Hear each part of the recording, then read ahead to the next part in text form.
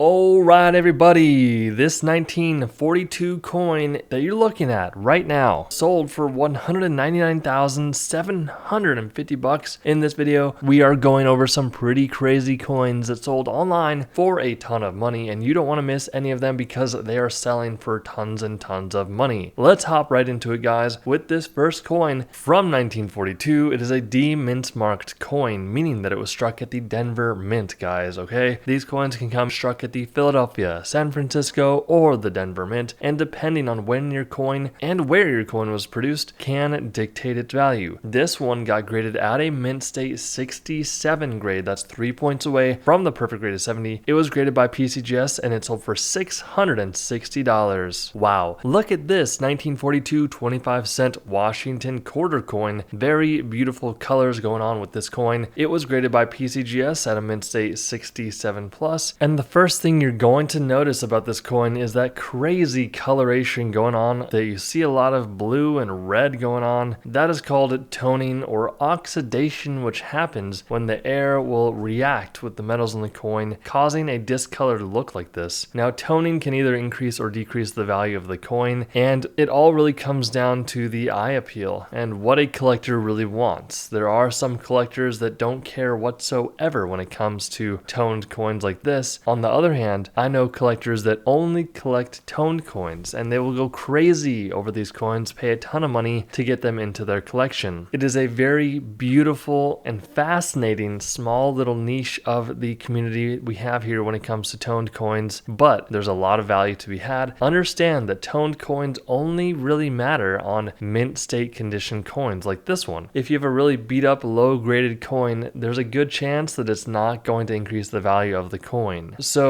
understand that the condition is really going to play more of a factor in the value of this coin, more so than the toning happening. Hopefully that makes sense. This coin sold for $1,380. $2,400 for this 1942 D 5-cent Jefferson nickel graded by NGC at a mint state 68. That is 2 points away from the perfect grade of 70. Now, on the back of this coin above Monticello, you're going to see some steps. Now, those steps, by the way, that house on the back was Jefferson's house, but the full steps on the back are pretty important because depending on if they are struck properly, you will see those full steps there. It's challenging to get those struck because it's the highest point on the coin, gets worn down the quickest, and it's just very challenging to get those full steps being struck on this specific coin. If you have a coin that gets graded very highly by NGC or PCGS, it might be worth getting looked at by another expert to see how much the coin is actually worth. This coin sold for $2,400. So it's a small detail on this coin that allowed it to sell for $31,725. Now that's a lot of money for a 1942 coin, but let's break down exactly why this coin sold for that much money. Very similar to the previous coin, this one has full steps on the back. So above Monticello, look for those full steps. Similar to toning, full steps do not matter on coins that are not mint state. It must be a mint state coin for it to be able to get the full step designation by a company like PCGS or NGC. This is the biggest takeaway, guys, as to why it sold for $31,725. Look on the back right-hand side of your 1942 Jefferson nickel. If you see a D mint mark, you're going to want to get some sort of magnification to look very closely to see if your coin has what I'm about to show you. This coin has what we call a D over horizontal D variety. This should have never happened during the minting process, but it did. And that's pretty much the biggest reason why it sold for so much money, is because you have right here what is called the D over horizontal D variety. This can really